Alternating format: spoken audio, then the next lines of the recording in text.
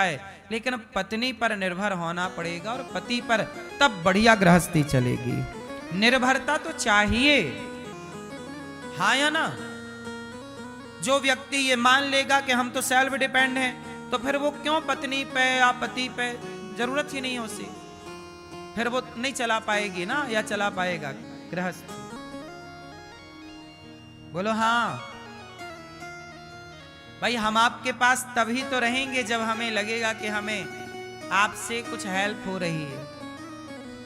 जब हमें लगेगा कि हमें आपसे कुछ हेल्प हो नहीं रही है, हम खुद कर सकते, तो हम आपके पास क्यों रहेंगे? वो स्त्री पुरुष के पास क्यों रहेगी? बताओ।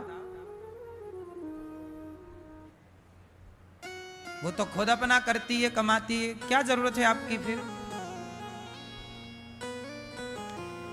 एक चीज और है कि पति पत्नी के बीच में ना पैसा नहीं होना चाहिए।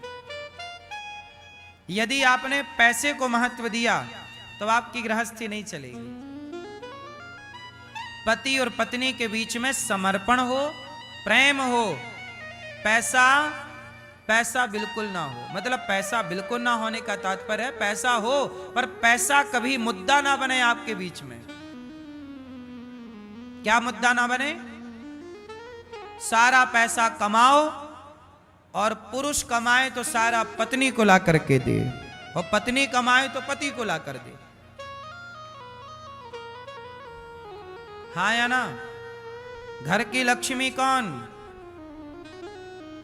पत्नी। तो जितना कमायो करो लाला, भैया आप लाके पत्नी को दियो करो। देते हो आप लोग? नहीं, पूरा नहीं देते। फिर पूरा किसे देते हो? मां को। और पत्नी को नहीं देते बिल्कुल। क्यों? कितने साल हो गए शादी की आपके? 10, 9 साल बाद भी पत्नी पे भरोसा नहीं है? हैं? नहीं है भरोसा? कहां पत्नी आपकी? तो 1 रुपया नहीं देते पत्नी को?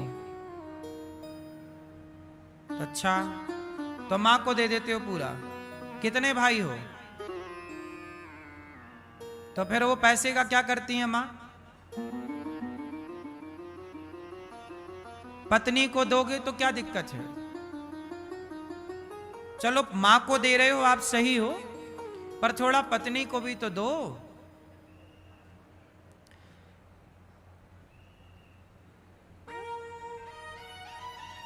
वैसे मां बाप को भी एक प्रार्थना करूं, एक समय बाद आप लोग भी पैसे से मन हटा के और मन भगवान में लगाना सीखिए। पैसा बेटा कमाता है तो बेटे को बोल दो कि बेटा तू कमाता है, तू संभाल पैसा। हम क्या करेंगे? हमें तो, क्योंकि ये पैसा ना बाद में फिर लड़ाई झगड़ा कराता है।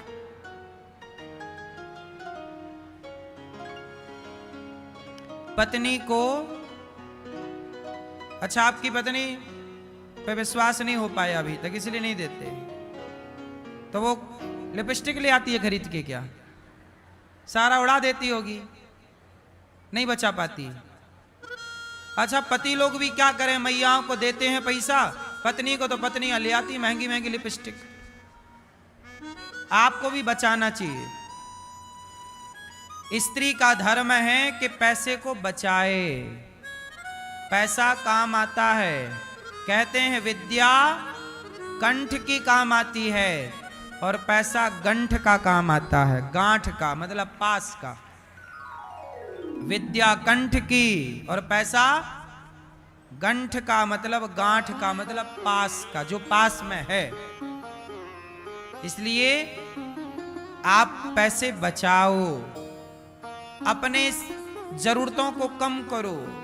जो व्यक्ति पैसा बचाता है वो सुखी है आज के युग में, और जो यूं ही पैसा उड़ाता है, महंगे महंगे कपड़े, महंगी महंगी चीजें ना, कितना भी महंगा कपड़ा खरीद लो, 10-5 बार पहनने के बाद उसकी कीमत अपने आप घट जाती है।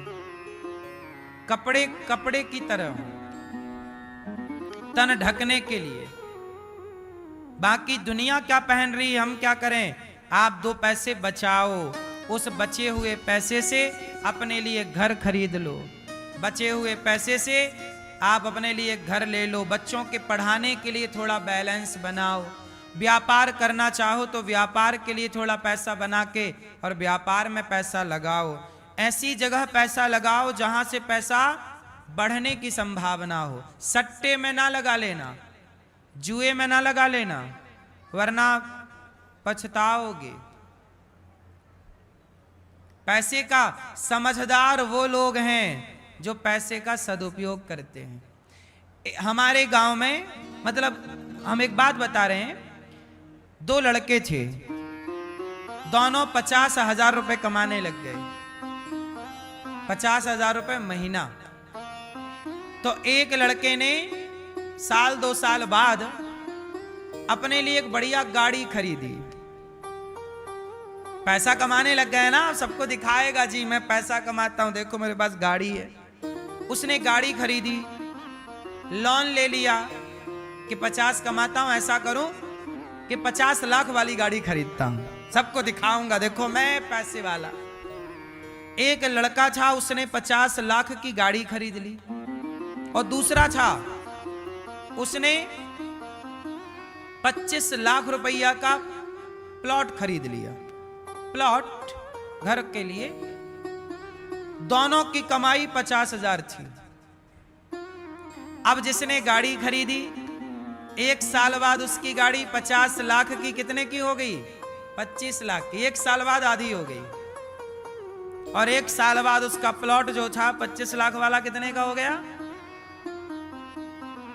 40 का हो गया, थोड़ा 45 का हो गया, धीरे धीरे वो 50 का हो गया, 1.5 साल 2 साल के अंदर। और उसकी गाड़ी 2 साल बाद 10-12 लाख की रह गई।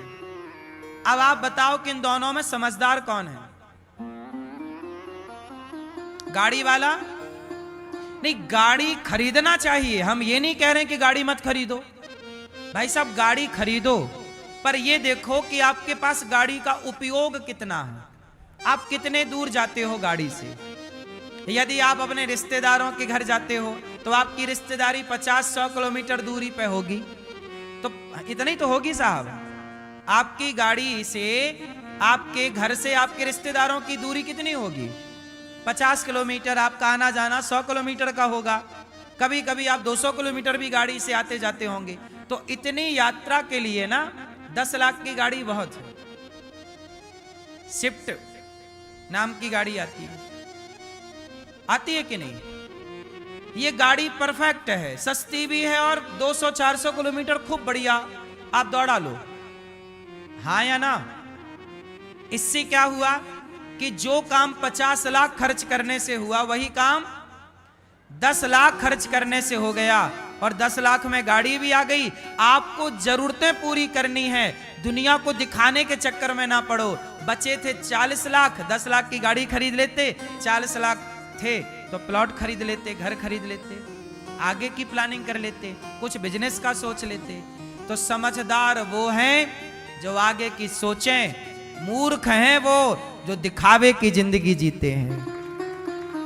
आज के 100 में से 95% लड़के ऐसे ही हैं, दिखावे में जीते रहते हैं और बचता कुछ नहीं है, कर्जे में रहे आते हैं। अब बैंक का कर्जा चुकाते रहो 5 साल तक गाड़ी के नाम का, और गाड़ी हो गई आधी और उसका प्लॉट हो गया डबल। बात समझ में आई? क्यों भाई, समझ में आई कि नहीं? बड़े बुजुर्ग कहते हैं जितना चादर हो, जितना चादर हो, 2 पैसे बचाओगे तो भविष्य में काम आएगा। बोलो हाँ। नहीं बचेगा तो मांगते रहो, भाई साहब जरा हमें 1 लाख रुपया की जरूरत, जरा तुम दे दो। ये मूर्ख लोग हैं जो हाथ पसारते रहते हैं।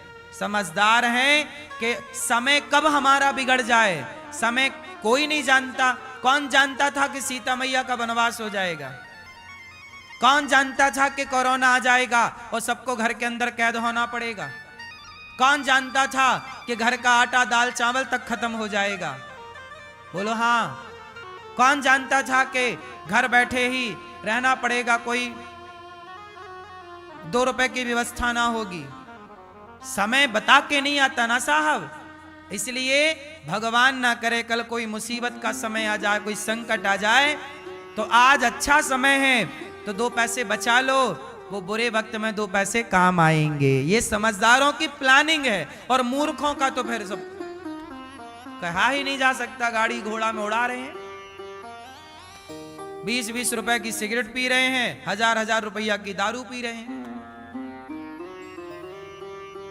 क्यों मेरी माँ, आजकल तो लड़कों का शौक देखो ना, 1000 रुपया की दारू पीते हैं, 5-5 हजार उड़ा देते हैं।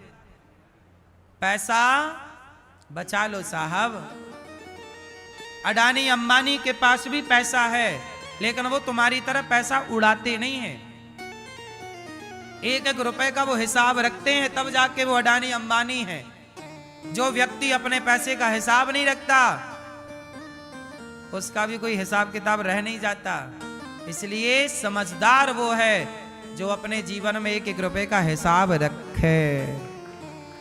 सफल होना हो तो ये सूत्र अपनाना, सफल नहीं होना तो फिर उड़ाओ, कौन रोकेगा तुम्हें। 5000 की दारू पी जाओ, थोड़ी हम पकड़ने आएंगे तुम्हें। क्यों भाई साहब, 10,000 की बोतल चढ़ाओ, हमें क्या दिक्कत है।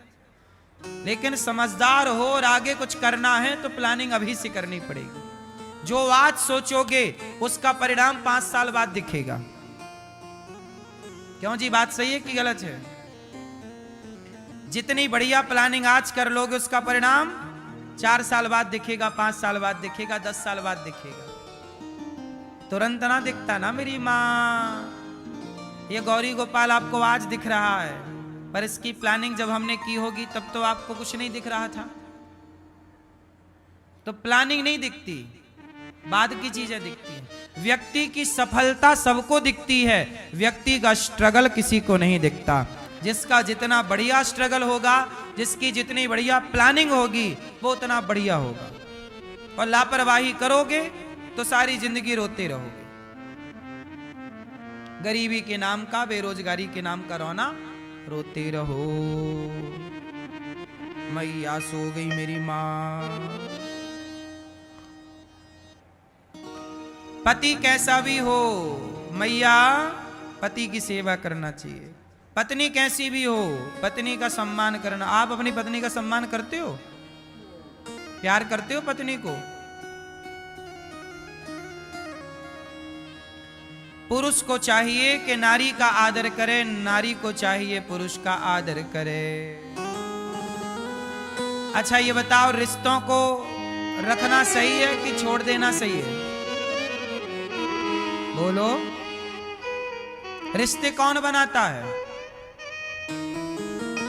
बोलो, रिश्ता आप बनाते हो कि विधाता के यहां से बन के आता है?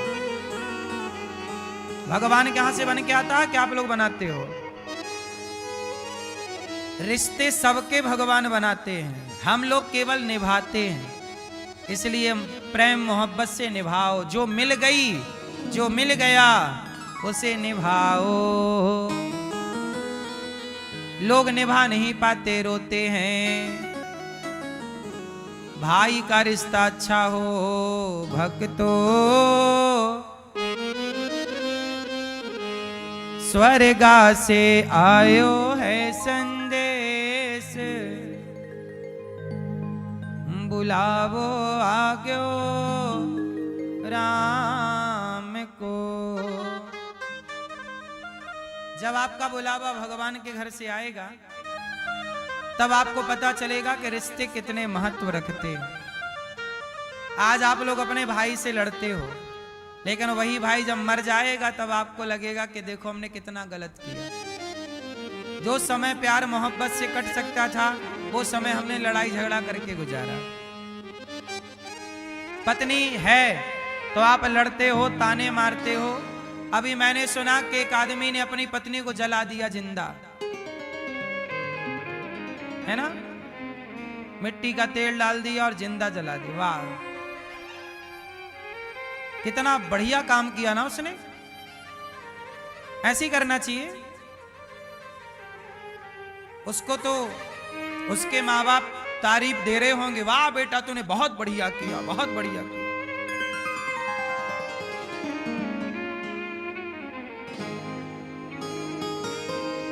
सोचिए, एक महिला को उसने जिंदा जला दिया, कितना कष्ट हुआ होगा उसे जलने में, कितना कष्ट। हम लोगों को रोटी की भाप लग जाए तो कितनी तकलीफ होने लग जाती है। गरम रोटी की भाप लग जाती है तो फफोले पड़ जाते हैं, और वो जिंदा जला दिया, उसे जरा दया नहीं आई, जरा उसे पीड़ा नहीं हुई। क्यों? क्योंकि उसके अंदर शायद दया ही ना रही हो, करुणा ही ना रही हो। इसलिए कहता हूं कि ब्याह करने के पहले, शादी करने के पहले इंसानों की कदर करना सीख लो।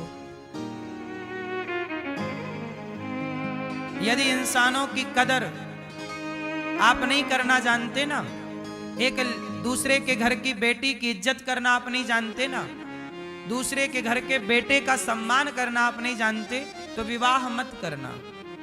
क्या मतलब निकलना उससे? जिंदा ही जलाना है किसी लड़की को तो विवाह क्यों करना है? मत करो। ये पाप क्यों ले रहे हो जिंदा जलाने का? मत करो ब्याह, उसे उसकी जिंदगी जीने दो। पत्नी जिंदा है ना, उसकी कदर नहीं है। पति जिंदा है, कदर नहीं। इसलिए हम कहते हैं हर रिश्ते की इज्जत करो, हर नारी का सम्मान करो, हर पुरुष का सम्मान करो। ना पुरुष पर अत्याचार करो, ना स्त्री पर अत्याचार करो, बल्कि एक दूसरे का सम्मान करो, आदर करो। हम आपका सम्मान करें, आप हमारा सम्मान कीजिए। ऐसे ही ये रिश्ते मधुर होते हैं। भाई पति पत्नी का रिश्ता क्या है?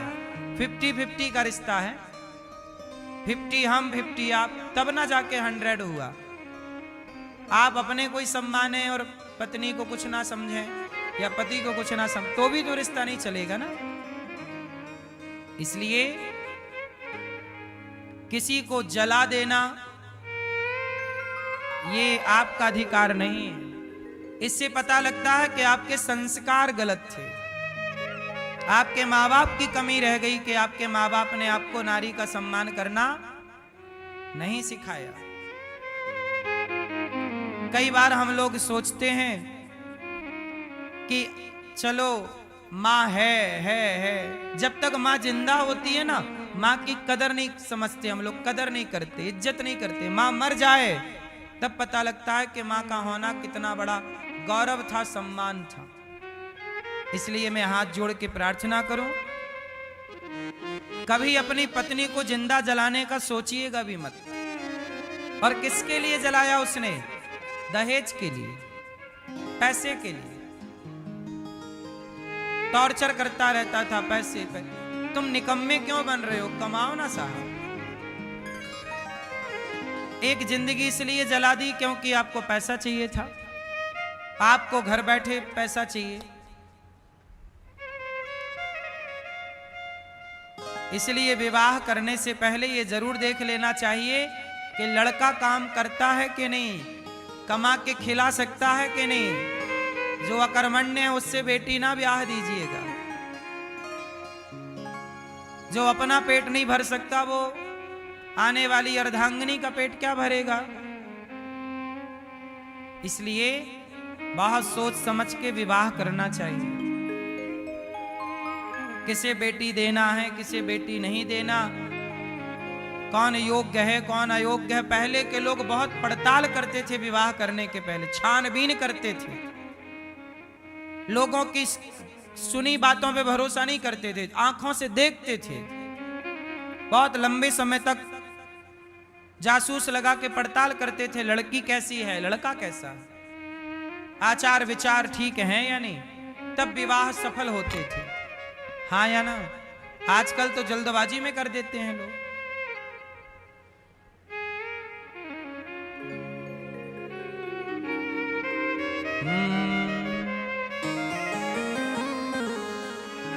भक्तो स्वर्गा से आयो है संदेश, बुलावो आग्यो राम को, बुलावो आग्यो राम को। जब हमारा और आपका बुलावा आएगा तो किस किस का आएगा? एक पिताजी का आया, बोले हे यमराज 1 मिनट की मोहलत दे दो।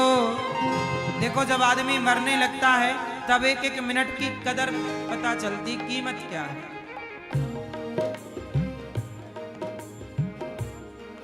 सूरज ना बदला, चांद न बदला, कुछ भी नहीं बदला, केवल क्या बदल गया? बदल गया इंसान। कितना बदल गया इंसान, कितना बदल गया इंसान। इसलिए कहता हूँ भाई भाई प्रेम से रहो। एक माँ मरने लग गई, बोली यमराज जी 1 मिनट की मोहलत दे दो, करूं बहू से बात। 1 मिनट की मोहलत दे दो, करूं बहू से बात। सास मरने लग गई, बहू से क्या कह रही है? क्या कहना चाहिए?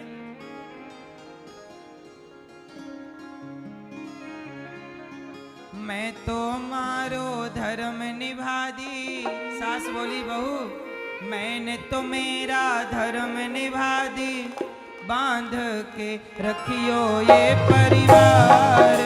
बुलावो आग्यो राम को, मैं तुम्हारो धर्म निभा दी, बांध के रखियो ये परिवार। बुलावो आग्यो राम को।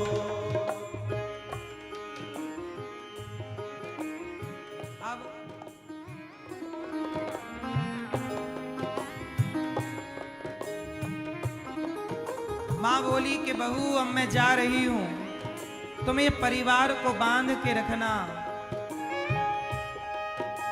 समझाओ अपने बच्चों को, अपनी बहुओं को। उस लड़के ने जिंदा जला दी अपनी पत्नी को। उसकी माँ ने क्यों नहीं समझाया अपने बेटे को कि बेटा तू कमा, कुछ कमा के खा, बहू से क्यों पैसा मांगता रहता? क्या माँ को नहीं बोलना चाहिए? बच्चों को समझाओ, बहू आपकी बेटी है, बहू का भी पक्ष लिया करो। दूसरे आपकी सोचिए, अब उसकी दूसरे की घर की बहू बेटी आई तो आपने जिंदा जला दिया। तुम्हारी बहन को कोई जिंदा जलाता तो कैसा लगता? बहू जल गई, सास ने नहीं रोका। सुनने में आया है कि जब वो उस लड़की को जिंदा जला रहा था तो उसके माँ बाप वहीं खड़े थे, उसका बड़ा भाई वहीं था, रोका किसी ने नहीं। तो उस माँ से सवाल है कि तुम्हारी बेटी के साथ ये होता तो क्या तुम होने देती? मतलब बेटी के लिए आपका व्यवहार अलग है और बहू के लिए आपका व्यवहार अलग है। ये तो गलत। थोड़ा सी गंभीरता लानी चाहिए। हंसते मुस्कुराते रिश्ते जाएं। पति कैसा भी हो, पत्नी कैसी भी हो, अब आपकी है, आपका है, निभाओ। भाई कैसा भी है, आपका है, निभाओ।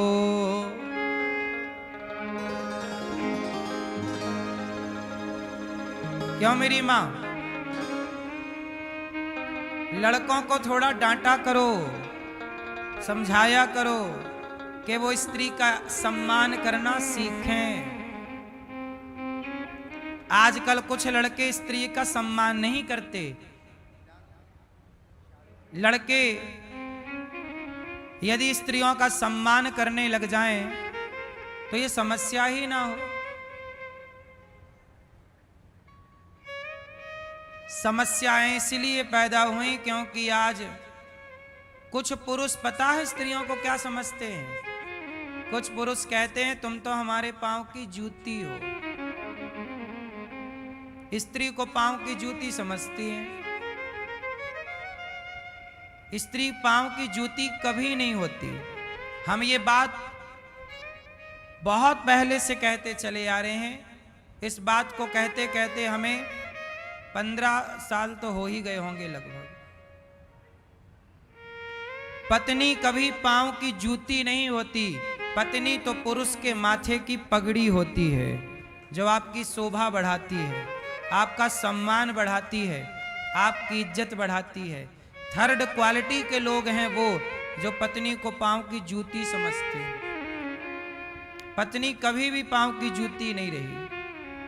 पत्नी सदा घर परिवार का सम्मान रही है, इज्जत रही है। इसलिए नारी केवल भोग की वस्तु नहीं। हमारे यहां विवाह किया जाता है। बताओ विवाह क्यों किया जाता है? आपने किया विवाह? नहीं, आपका हुआ, आपका विवाह हो गया। आपने विवाह क्यों किया? बताओ विवाह क्यों किया जाता है?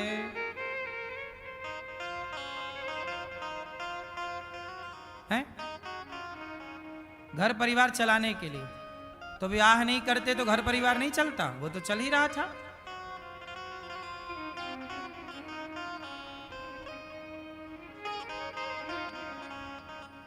दादाजी आपने विवाह किया? हाँ। कहाँ मैया धर्मपत्नी आपकी? ये बताओ आपने विवाह क्यों किया? आपने विवाह किया क्यों किया? क्यों करते हैं लोग विवाह, ये हमें बताओ। हैं? हैं?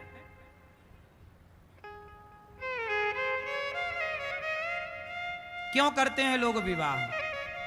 क्या उद्देश्य है? क्यों करना चाहिए? सनातन में विवाह क्यों करते हैं? अमेरिका लंदन में तो विवाह करने की कोई परंपरा ही नहीं है। वहां तो ऐसे ही रहते हैं बिना विवाह के। हाँ या ना? भारत में ही प्राचीन परंपराएं हैं विवाह की। क्यों? राम का भी विवाह हुआ, भगवान कृष्ण का भी हुआ, भगवान शंकर का भी हुआ। क्यों हुआ? हमारे यहां विवाह क्यों करते? उद्देश्य कुछ तो होगा। क्यों करते हैं जरा हमें समझाओ। आप बताओ भैया, चश्मा वाले भैया, आप विवाह किए कि नहीं? क्यों किए? क्यों करते हैं लोग विवाह? संसार को चलाने के लिए। आप नहीं करते विवाह तो संसार नहीं चलता। क्यों? अच्छा हुआ आपने कर लिया तो संसार चल रहा है। नहीं सोचो क्या होता है संसार का। सही कह रहे हैं आप। पीछे वाले भैया, आपने की शादी? की? क्यों किया विवाह? नहीं पता? नहीं पता, बस कर लिया। सब कर रहे हैं, हम भी कर लिए। आपने किया विवाह? क्यों किया? परिवार बढ़ाने के लिए। परिवार तो कुत्ता बिल्ली का भी बढ़ रहा है, बिना ब्याह के बढ़ रहा है। तो परिवार बढ़ाना है तो कुत्ता बिल्ली कहां ब्याह करते? नहीं बढ़ रहा उनका। एक बार में 12 हो रहे सुअर के थोक में।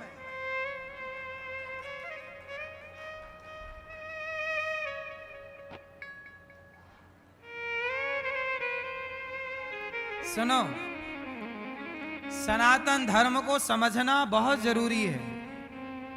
नहीं समझेंगे तो बड़ी दिक्कत होगी। ये जो उत्तर आप लोगों ने दिया, ये उत्तर ठीक है, कुछ हद तक सही भी हो सकता है, पर जो मूल उद्देश्य है वो ये नहीं है। विवाह हम लोग इसलिए नहीं करते कि बच्चे पैदा हों, वो तो हो ही जाएंगे। परिवार बढ़े, परिवार तो बढ़ ही जाएगा, इसमें क्या है। विवाह हम लोग इसलिए करते हैं कि बिना विवाह के, चाहे पुरुष हो चाहे स्त्री हो, उसे यज्ञ करने का अधिकार नहीं होता। बिना विवाह के आपको यज्ञ करने का अधिकार नहीं होगा। तो यज्ञ हमारे सनातन की एक मूल परंपरा है। तो हम विवाह इसलिए करते हैं कि हम विवाह करके अपने पत्नी के साथ यज्ञ करके ईश्वर की आराधना कर सकें। हमारी पत्नी ईश्वर की आराधना में हमारी सहयोगी है, हमारा पति ईश्वर की आराधना करने में हमारा सहयोगी है, इसलिए हम लोग विवाह करते हैं। पुरुष अकेला यज्ञ में नहीं बैठ सकता और स्त्री अकेली यज्ञ में नहीं बैठ सकती, दोनों होना चाहिए, जोड़े से बैठोगे। इसलिए हमारे यहाँ गठबंधन होता है, गठजोड़। और फिर यज्ञ में कोई भी यज्ञ देखिए आप, विधान देखिए जो प्राचीनता है उसमें आप पति पत्नी। राम को भी अकेले यज्ञ में नहीं बैठने दिया वशिष्ठ जी ने, कहा सीता को लाओ। जब राजसू यज्ञ हुआ वो घोड़ा छोड़ा गया, और जब सीता मैया वनवास में थी तब राम ने क्या किया, सोने की सीता बनाई और राम ने अपने अगल बगल में सोने की सीता मैया को बिठाया, तब वशिष्ठ जी ने यज्ञ कराया। इसका मतलब ये हुआ कि देखो जैसे हमारे यजमान जी हैं, ये भागवत सुनने आए हैं तो इन्होंने जोड़े से भागवत सुनी, पति और पत्नी दोनों। इसलिए जब पति पत्नी हो तो सारे अच्छे कर्म यज्ञ भागवत जोड़े से सुन लो, क्योंकि एक टाइम बाद ऐसा आता है कि जोड़ा नहीं होता, या पति होता है या पत्नी रह जाती है, दो में से एक चला जाता है। तो आप दो से एक बचें, उसके पहले जिसके लिए विवाह हुआ वो यज्ञ के वो अच्छे सुंदर काम वो अनुष्ठान कर लीजिए। भागवत सबसे बड़ा यज्ञ है, भागवत से बड़ा कोई यज्ञ नहीं। ये यज्ञ हमारे यजमान जी ये क्या कर रहे हैं, भागवत करा रहे हैं, ये भी तो एक यज्ञ है। इसलिए जीते जी भागवत सुन लो, जीते जी पुण्य के कार्य कर लो, जोड़े से काम करना चाहिए। पति पत्नी दोनों को जोड़े से भगवान की आराधना करनी चाहिए। पति पत्नी मिलके करें, भगवान का भोग बनाओ मिलजुल के, प्रेम से कीर्तन करो मिलजुल के, ध्यान करो दोनों मिलजुल के। अब आजकल पत्नी ही सारी घर की पूजा पाठ की जिम्मेदारी लेती हैं, पुरुष लोग नहीं करते, कुछ पुरुष नहीं करते, कुछ करते हैं। आप लोग पूजा करते हैं घर में? घर में शालिग्राम भगवान रखो, पुरुष लोग पूजा करें। शालिग्राम जी की पूजा पुरुष लोग करें, गोपाल जी की पूजा स्त्रियां करें, ऐसे मिलजुल के करो। कीर्तन दोनों करो, आरती साथ में हो, दोनों भगवान की उतारो, साथ में ईश्वर की आराधना। कथा सुनो, साथ में सुनो, कथाएं भी साथ सुनना चाहिए। अब जैसे आपकी पत्नी भी आती है तो सोचो कितना अच्छा लगता आज उनको, पत्नी भी सुने पति भी सुने, दोनों के एक विचार हो। भगवान गोपियों से बोले मैवं विभोर्हति भवान गदितुं रशंसं संत्यज्य सर्व विषयान् तव पादमूलम् भक्ता भजस्व दुर्वाग्रहमात्यजास्मान् देवो यथादिपुरुषो भजते मुमुक्षून्। मैवं विभोर्हति भवान् गदितुं रसंसं। गोपियां बोली हे श्याम सुंदर, हे प्यारे कृष्ण, तुम घट घट व्यापी हो, हमारे हृदय की बात जानते हो, तुम्हें इस प्रकार के कठोर वचन नहीं बोलना चाहिए। हम सब कुछ छोड़कर केवल आपके लिए आई हैं और आप कह रहे हो कि चली जाओ घर। हे श्याम सुंदर, हम आपसे प्रेम करती हैं, तुम स्वतंत्र हो, हठीले हो, तुम पर हमारा कोई वश नहीं है। फिर भी तुम अपनी ओर से जैसे आदि पुरुष भगवान नारायण कृपा करके अपने भक्तों को, मुमुक्षुओं को प्रेम करते हैं, आप भी हमें प्रेम करो। गोपियां बोली। जब गोपियां भगवान से बोली कि प्रभु हम सब छोड़कर आपके लिए आई हैं, अब आपको छोड़कर कहाँ जाएं। तब भगवान गोपियों के संग रास रचाने लग गए। गोपियों के संग जब भगवान ने रास रचाए तो गोपियों को अभिमान आ गया कि हम कितनी सुंदर हैं। और जैसे ही सुंदरता का अभिमान आया, भगवान कृष्ण गोपियों के मध्य से अंतर्धान हो गए। सारी गोपियां रोने लग गईं। अंतर्हिते भगवती सहसैव व्रजांगना। सारी गोपियां हा कृष्ण कृष्ण कह करके मूर्छित हो करके गिरने लगी। भगवान मिल गए गोपियों को, रास होने भी लग गया। अभिमान आ गया कि हम बड़ी सुंदर हैं तो चले गए। भगवान वहां नहीं रहते जहां अभिमान रहता है। इसलिए अभिमान को दूर रख दीजिए, फिर ईश्वर की आराधना करिए। अभिमान करने से भगवान कभी ना मिलेंगे। किसी को ना मिले, तुम्हें मिल जाएंगे।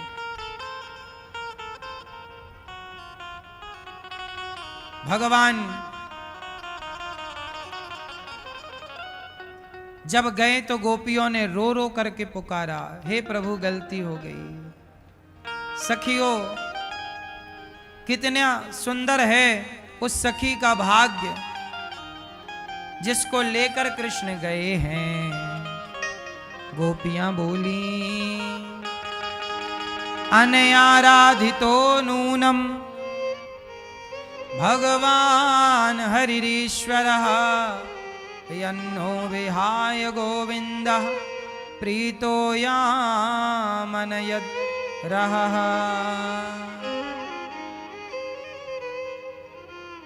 सारी गोपियां बोली, हे श्याम सुंदर, हम आपकी दासी हैं, हमें छोड़कर ना जाइए।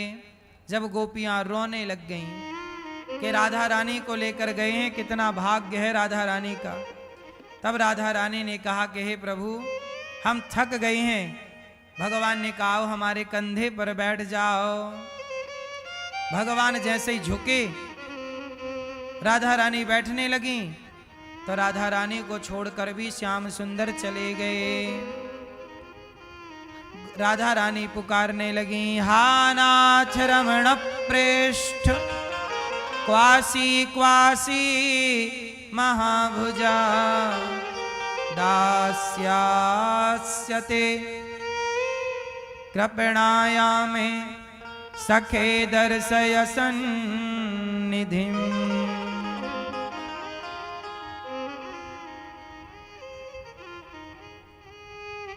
सारी गोपियां हा कृष्ण कृष्ण कहकर राधा रानी पुकारने लगी। और भगवान के जाते ही जैसे गोपियां कृष्ण के वियोग में स्वयं कृष्ण बन गईं, एक कृष्ण बन गईं, उंगली उठा ली, बोली मैंने गोवर्धन उठा लिया, तुम सब अंदर आओ। भगवान कृष्ण ने जो जो लीलाएं की ना, वो लीलाएं करने लग गईं गोपियां। वो सारी लीलाएं गोपियां करने लग गईं और भगवान के प्रेम में ऐसी डूब गईं गोपियां। अब गोपियों ने रो रो करके कहा, गोप्या ऊचो जयति तेधिकं जन्मना ब्रजः श्रयत इंदिरा शश्वदात्र हि दयते दृश्यता दीक्षुता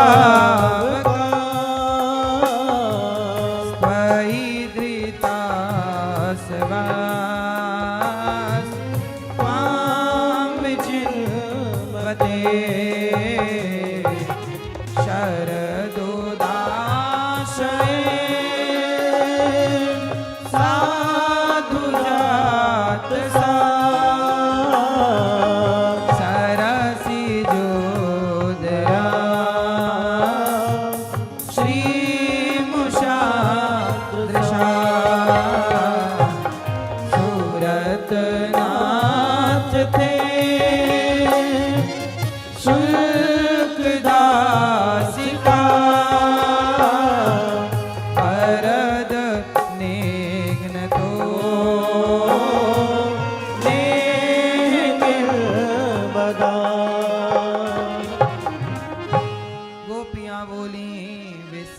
कलापया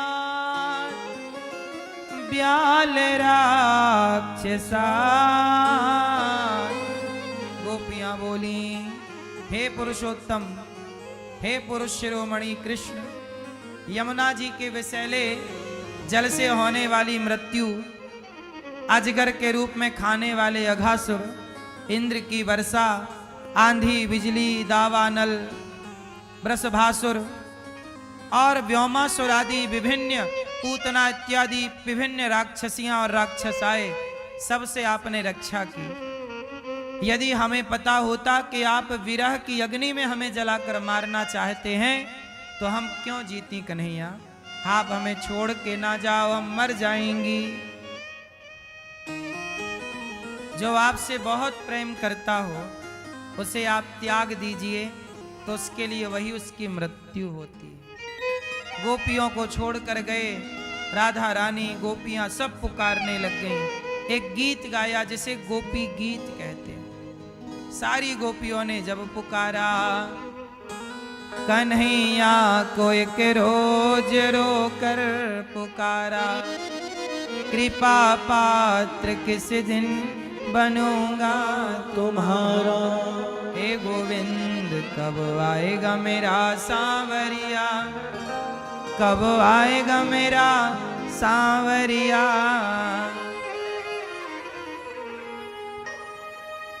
कब आएगा मेरा सांवरिया, कब आएगा मेरा सांवरिया। मेरे आंसू पहुँच कर मुझे गले लगाएगा, मेरे आंसू पहुँच कर मुझे गले लगाएगा। कब आएगा मेरा सांवरिया, हे गोविंद कब आओगे। बनो ना कठोर कान्हा, दया से भी काम लो। आकर कन्हैया मेरे दामन को थाम लो। बनो ना कठोर कान्हा, दया से भी काम लो। आकर कन्हैया मेरे दामन को थाम लो। जीवन बन बन जाएगा जब कान्हा आएगा, जीवन बन जाएगा जब कान्हा आएगा। मेरे आंसू पहुँच कर मुझे गले लगाएगा,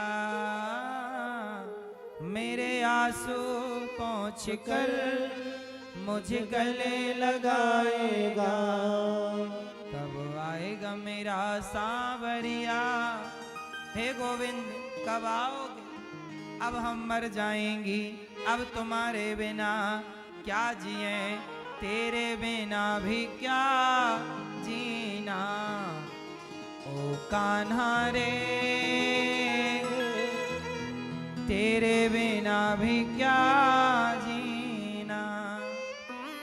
अब गोपियों को लगा अब मर जाएंगी, और जब प्राण निकलने की स्थिति आ गई, भगवान कब आते हैं, कब मिलते हैं, कब साथ देते हैं, जब आपको भगवान के सिवा कोई दूसरा सहारा ना हो। कोई सहारा नहीं, किसी का सहारा है तो भगवान बोलेंगे उसके सहारे रह लो, जिसका कोई सहारा नहीं। तब गोपियों ने कहा गोविंद सहारा तेरा है, गोपाल सहारा तेरा है। जब कोई सहारा नजर नहीं आया और गोपियों ने रो रो करके पुकारा, मरने लग गईं तो मानो मर जाएंगी। तब भगवान को कहा यत्ते सुजात चरणाम्बुरुहं स्तनेषु भीतासनैः प्रियदधीमहि कर्कशेषु तेनाटवीमटसि तद्व्यथते न किंस्वित् कूर्पा दिभिर्भ्रमति धीर भवदायुषां नः इति गोप्यः प्रगायन्त्यः प्रलपन्त्यश्च चित्रधा रुरुदो सुस्वरं राजन् कृष्ण दर्शन लालसा तासामाविर भोच्छौरि स्मयमान मुखाम्बुजः पीताम्बरधरः स्त्रग्वी साक्षान् मनमथ मन्मथः। गोपियां जब पुकारी तब भगवान को लगा मर जाएंगी, जरा देर कर दी तो दौड़ पड़े भगवान, प्रकट हो गए पीतांबर लहराते हुए मनमोहन, सुंदर से घुंघराले बाल, सुंदर सी छवि। गोपियां बोली कन्हैया बड़े निर्दयी हो, बड़े निष्ठुर हो, कहाँ चले गए थे? भगवान बोले सखियो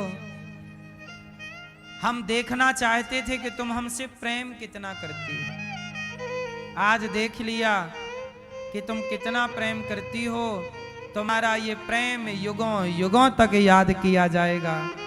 और भगवान ने गोपियों के संग दिव्य रास रचाया, जितनी सखियां उतने कृष्ण। महारास हुआ, जितना आजकल रास में कितने लोग भगवान के इस दिव्य रास में उंगलियां खड़ी करते हैं, कहते हैं तुम करो तो रास लीला, हम करें तो कैरेक्टर ढीला। रास लीला का मतलब कैरेक्टर ढीला नहीं है। जगत के पालनहार परमात्मा अपने भक्तों के संग रास रचा रहे हैं। परमात्मा का भक्त का भगवान से मिलन जब हुआ उसी का नाम रास है। शंकर जी भी उस रास में आए, शंकर जी आए कि नहीं? और जब भगवान शिव आए रास में, माता पार्वती बोली कि आप मत जाओ, वहां पुरुषों का काम नहीं। शंकर जी बोले एक दिन वो भोले भंडारी बन करके ब्रज नारी वृंदावन, हाँ प्रकट हुए। आज के दिन ही प्रथम पूज्य बने। आज के दिन ही चंद्रमा को गणेश जी ने श्राप दिया कि आज के जो चांद को देखेगा वो कलंकित होगा। तो आज मैं आपको बताऊं, आज के चंद्रमा को मत देखिएगा, यदि देख लेंगे तो आपको झूठा कलंक लगेगा। आज का चंद्रमा कलंकित रहता। यदि कोई धोखे से आज का चंद्रमा देख ले तो भगवान कृष्ण के दूसरे और तीसरे विवाह की कथा सुन लेने से वह इस कलंक से मुक्त भी हो जाता है। तो आज यदि देख भी लो तो कल की कथा सुन लेने से पाप से मुक्ति मिल जाएगी। कल की कथा में वही है। गणेश चतुर्थी का पावन पर्व हम लोग गणेश जी रखते हैं, गणेश जी की सेवा करते हैं, पूजा करते हैं। तो आप लोगों ने गणेश जी से कुछ सीखा कि नहीं? मैया बैठो मेरी माँ, क्या सीखा आप लोगों ने गणेश जी से? क्यों? गणेश जी के कान कैसे हैं? बड़े। क्यों बड़े हैं भाई? क्या सीखा आपने? गणेश जी के कान क्या सिखाते हैं? गणेश जी के कान सिखाते हैं कि जैसे गणेश जी के कान बड़े बड़े हैं, आप भी अपने कानों को बड़ा करो, मतलब ज्यादा से ज्यादा सुना करो, सुनो ज्यादा। गणेश जी का मुंह दिखाई पड़ता है, सूंड के भीतर होता, मुंह छिपा हुआ है। बोलो कम और सुनो ज्यादा। गणेश जी को भोग काय का लगता है? जोर से लड्डू। गणेश जी लड्डू क्यों खाते हैं, चलो बताओ, आप बताओ क्यों? मोदक का भोग क्यों लगता, लड्डू का भोग क्यों लगता? क्योंकि लड्डू बहुत सारे दानों से जुड़कर बनता है। कई दाने जुड़ते हैं ना, तब जाके लड्डू एक बनता है।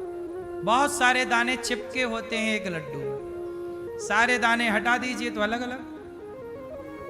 गणेश जी कहते हैं कि जैसे लड्डू एक है पर वो दाने बहुत सारे हैं, पर वो दाने जुड़े हैं, ऐसे आप भी सनातनी लड्डू की तरह जुड़ करके रहना, संगठित रहना। यदि आप बिखर गए तो आपकी कोई कदर ना होगी। एक अंगूर की दुकान में अंगूर बेचने वाला भाई था, उसने कहा अंगूर ले लो। तो एक ग्राहक आया, एक छोटा बच्चा साथ में था। ग्राहक ने कहा भाई साहब ये अंगूर कैसे दिए? बोले ये 20 रुपए किलो है और ये 10 रुपए किलो है। तो छोटा बच्चा बोला दोनों ही अंगूर हैं, दोनों ही साफ हैं, सड़ा नहीं है, अच्छा है, पर आप दोनों की कीमत अलग अलग बता रहे हो, क्यों? तब बताया उसने कि जो गुच्छे में है, जो गुच्छे में है अंगूर वो 20 रुपए का है, और जो अंगूर अलग अलग हो गए हैं, एक एक अंगूर अलग अलग बिखर गए। क्योंकि अंगूर जब आप खरीदने जाते हो तो गुच्छा वाला लेते हो, ऐसे थोड़े अलग बिखरा वाला लेते हो। तो जो बिखरा था वो सस्ता था, जो बिखर गए उनकी कीमत घट जाएगी, और जो संगठित रहे उन्हीं की कीमत ज्यादा आकी जाएगी। तो अंगूर भी संगठित रहे गुच्छे में तो अंगूर की कीमत है, और नहीं बिखर गया तो कीमत नहीं है। इसलिए आपको कैसे रहना है? लड्डू की तरह।